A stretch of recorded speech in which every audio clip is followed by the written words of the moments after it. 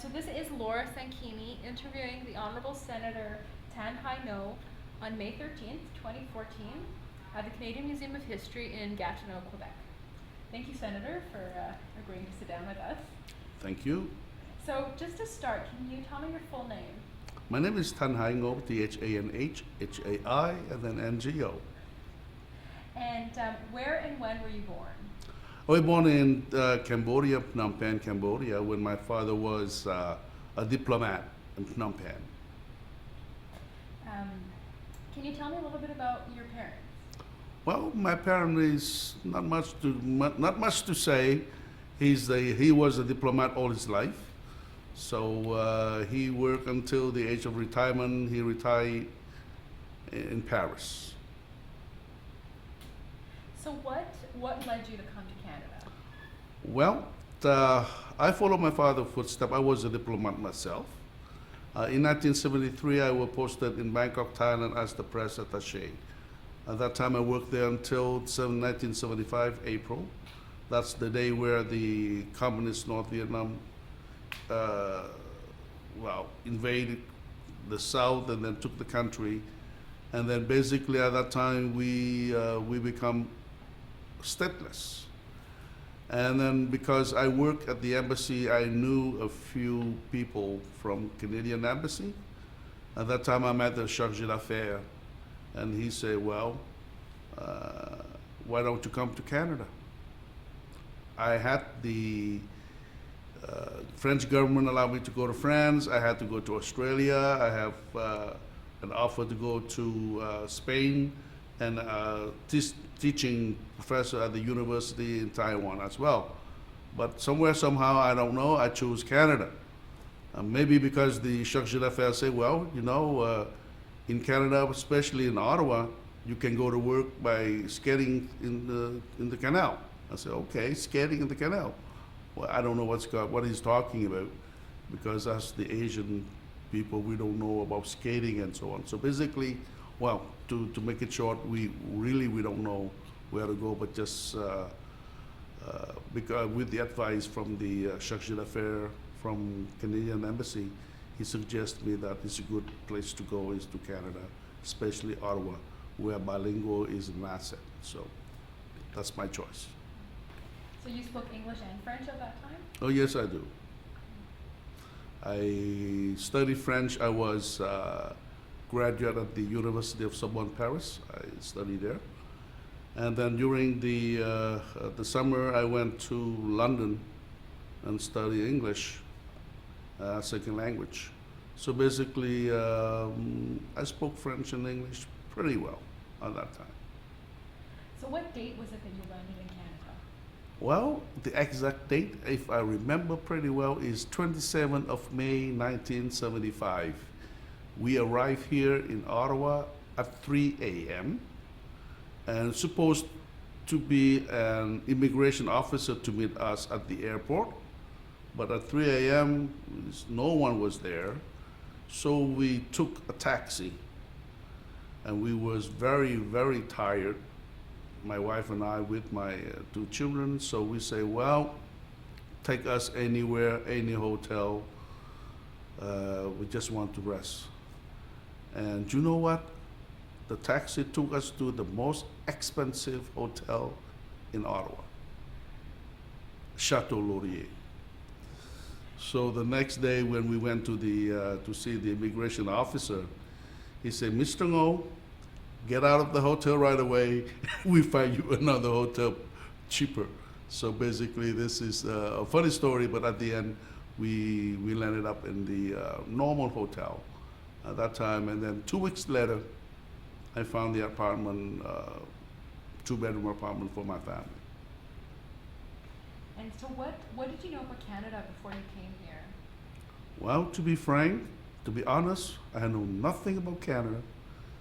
The chargé d'affaires say, well, with your background, university background, you're bilingual, you better go to Ottawa. I don't know, where's Ottawa? And then I heard about Montreal, but I don't know where. But actually,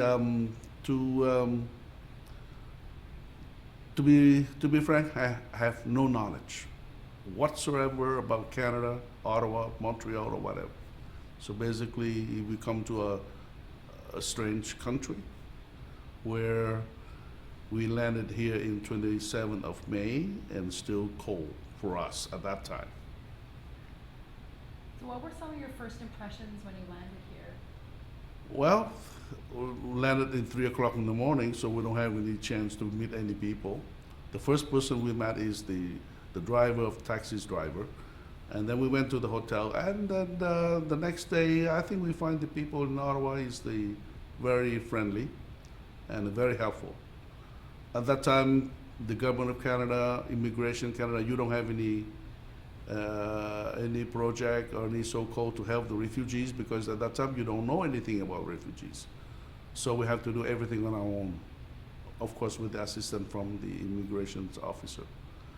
But basically this is it. And because I travel a lot, because with my job as a diplomat, so I was in Malaysia, I was in Singapore. So basically I'm pretty used to to traveling and meeting and staying in foreign countries. So for me and my family, we don't have any problem of integrating with the Canadian people. So what was your first job in Canada? Well, this is another story. After 2 weeks, we found there were an apartment in Florence Street. What we do is we try to apply for jobs. So, innocently, when I apply for a job, I write all the qualification I have, and then I apply for any sales job, clerk job, or whatever there. And everywhere I send, and when they come over for the interview, they say, "Sorry, sir, you overqualify." And I say, "Why?" Well, it's okay. I can do the job. It's overqualified. It's better because I can work the job with the less pay that you have to pay. And then also we have the rule, and we have to pay you according to what the position is going to be. And with your qualification like that, we can't. So I learned my lesson. So next time when I apply, and the first job I apply is the optical company. And then I apply, I just put secondary high school, first year university. So when I apply for at the optical factory, the manager there right away accept my position, accept right away because I speak French, I speak English as well. And my first job is as in the optical. I still remember the company, that was bankruptcy now. It's the Imperial Optical. And then he asked me, "How much do you want?" I said, "I don't know. How much are you going to pay me?" And I said, "Okay." So he sit down with me and he said, "Okay, how many people in your family?" And so he write it down, he calculated, and I say, "Okay, I pay you about $200 per week. Is that okay like that?" In 1975, $200 per week. I said, "Okay, fine." So basically, this is my first job, and then this is my first salary I received from Canadian people. It's $200 per week at the Imperial Optical. And he's a very understanding manager. He know with my qualification like that, and he say after 1 month, he say, "Are you sure you have only first year of university?" I say, "I'm sorry, Barry." I still remember his name. I say, "I'm sorry, Barry, I had to put your first year university, but I have my BA and in France." And they say, "Oh, well, and I can see that."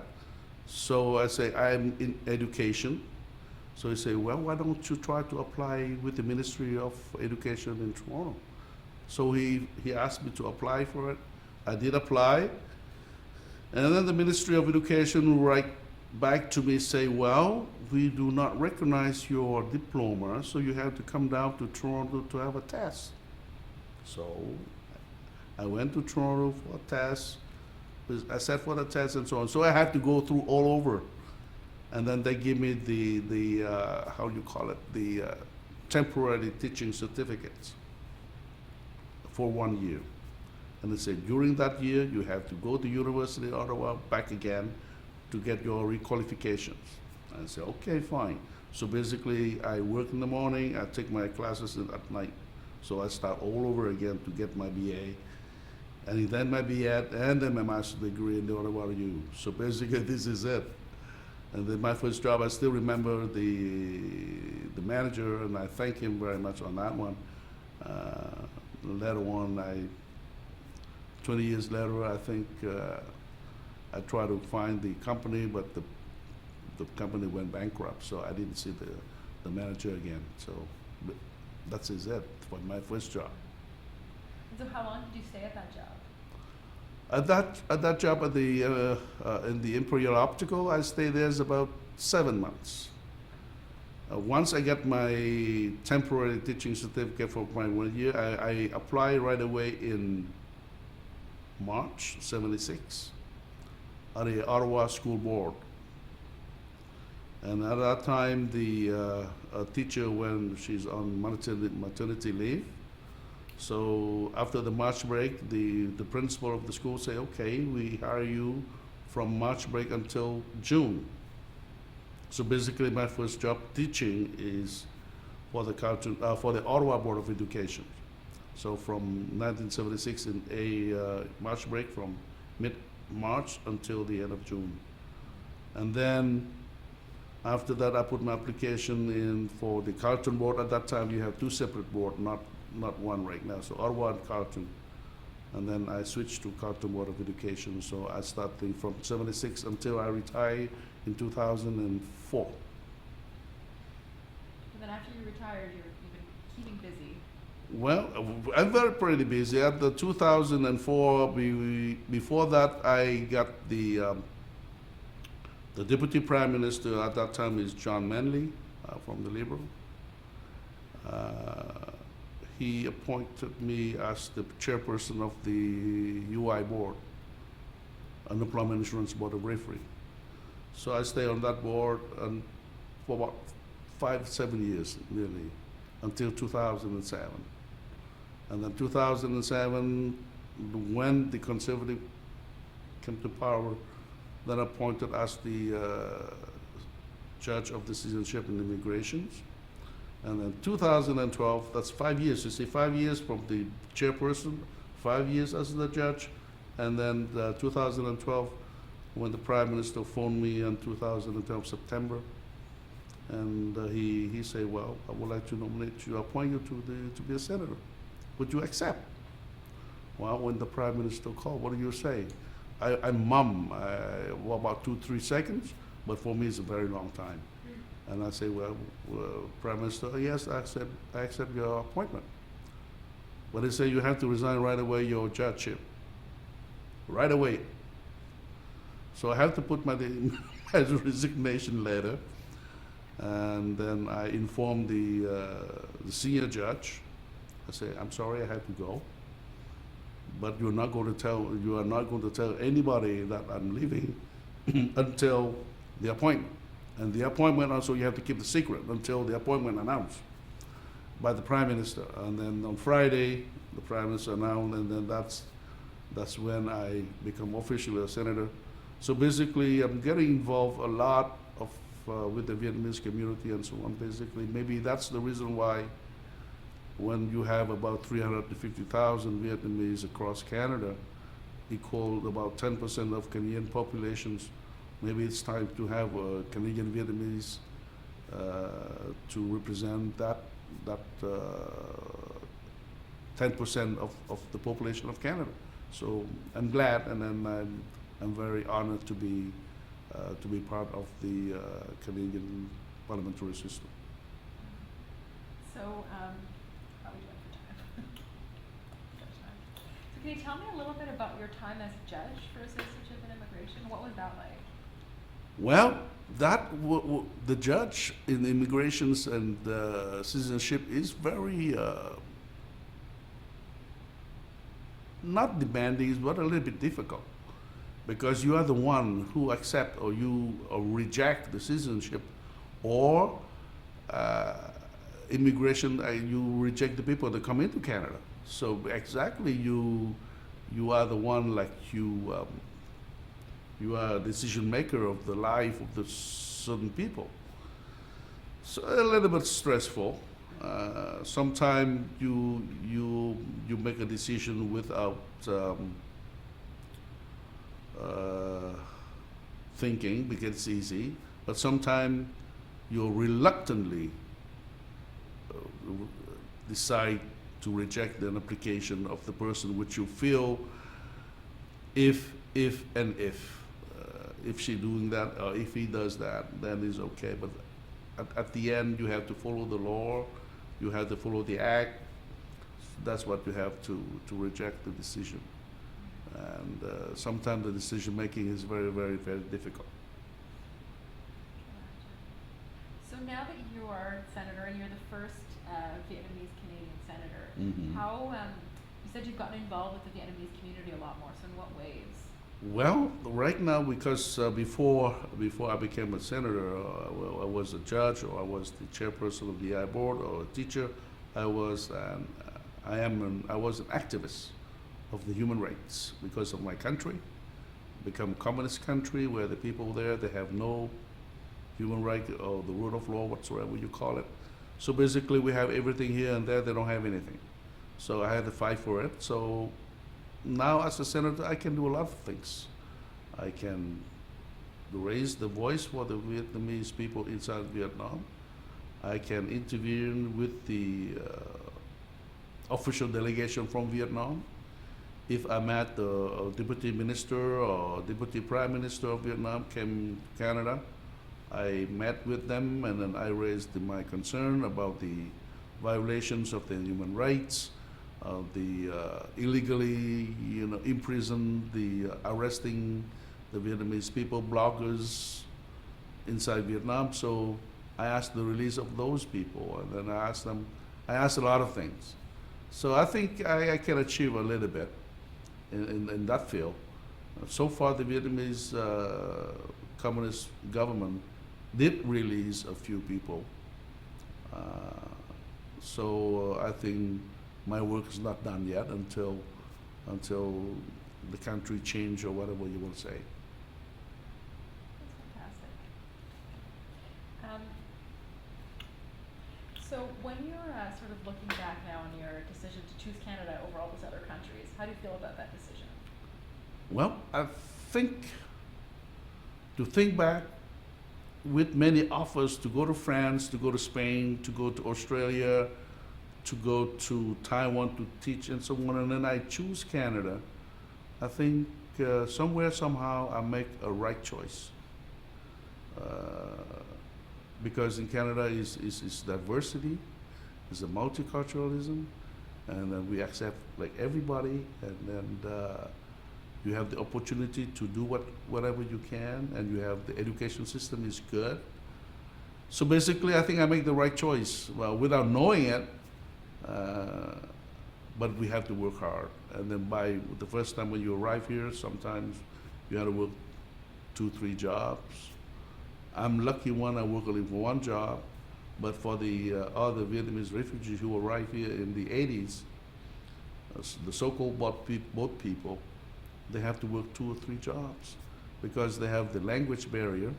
Majority of them, they're all the officer in the army and so on. So basically, they know only Vietnamese. So to come to Canada with French and English is going to be very tough. The language barrier is there. So for the first generation, it's very difficult. And then you have the second generation, they a little bit better for them. The knowledge is not pretty much, is pretty much easier for the second generation. And the third generation, as they're born here, live here. So the French or English is not something like a difficulty for the third generation. But for the first and second, yes, it's very difficult, especially the first one. So at home with your children, when they were growing up, did you speak Vietnamese or English? What did you speak at home? Well, at home, we speak Vietnamese because they go to school, they speak French or they speak English. So when you arrive home, that's the only language you want to maintain is Vietnamese, your own language. So basically, I force them to speak with me in Vietnamese, but it's very difficult for them. But we teach them and then we force them to do it. Because as I say, when they go off the street, they go to school, they speak French or English, so it's easy. But to keep your language, to keep your heritage is very difficult. So basically, this is how my children right now still speak Vietnamese, even my grandchildren speak Vietnamese. And how many grandchildren do you have? Oh, I have 7 of them. 7 of them, yes. All my 3 daughters, all three of them, they have 7 altogether. My last one is the boy. He married already. He's just married. He didn't have children yet, but it's coming. It's going to be what, 8, 7, 8, 9? I don't know, but it's going to be a very big family. That must be nice to see that you came and you have, this whole family now in Canada. Yes, this is very fortunate for us, especially my family. We live in the area. We live in Ottawa since '75. All my children, they went to school in Ottawa. They went to university in Ottawa. They work in Ottawa. They live close to my home in Ottawa. So basically, we are fortunate to have all of them stay in the same city. For some others, they have to travel to find job opportunities. So, but for us, I think we are lucky one. All of them are here, and they have all the jobs are here for them. So basically, we're pretty lucky to have the whole family live in the same city. So just a couple of last questions. Do you find that how you've eaten and the foods you've consumed changed when you came to Canada? What do you mean by change? Like if the way you eat has been affected by being in Canada, different foods, or have you stuck to like Vietnamese food? And that's Well, the thing is because my wife do the cooking, so she cook all the Vietnamese food. We don't change anything at all. But I like French cuisine too. So basically, I don't think the food or anything. We don't have any difficulty to adapt the Canadian society, including cultural, including food or whatever, because we eat mostly at home. We went outside to restaurant. Now my kids eat hamburger, hot dogs. So basically, they adapt the system pretty well. So I think we don't have any difficulties on that one. So basically, we don't change much, and we don't have to change because we adapt to this kind of we adapt the weather. Well, for the first time I came here, it's cold, and then after this we have snow. First year of snow, we see snow, and then we walk under the snow. But then again, we adapted that one pretty well. So basically, I think we're okay. I think the Vietnamese people adapt pretty well to the system, or to the society, or to the weather of Canadian weather. So you mentioned earlier that one of the reasons you came to Canada was that you could skate to work on the canal. Have you ever done that? No, unfortunately, no. I'm not a good skater. When the chargé d'affaires, he mentioned that you skate to the canal, you go to work. Now I can see that because I look at this. I saw a lot of people take their skate and then skate the canal and then take off the skate and then put the shoes and then go back to work, go to work. But for me, no, I'm not a good skater. A good skier, but not skating. Well, it looks like we're out of time. Well, we thank you very much. Thank you very much. Thank you very much for giving me the opportunity to speak a little bit. And thank you so much for participating. all right, well, thank you. Okay. All right. Okay, bye-bye.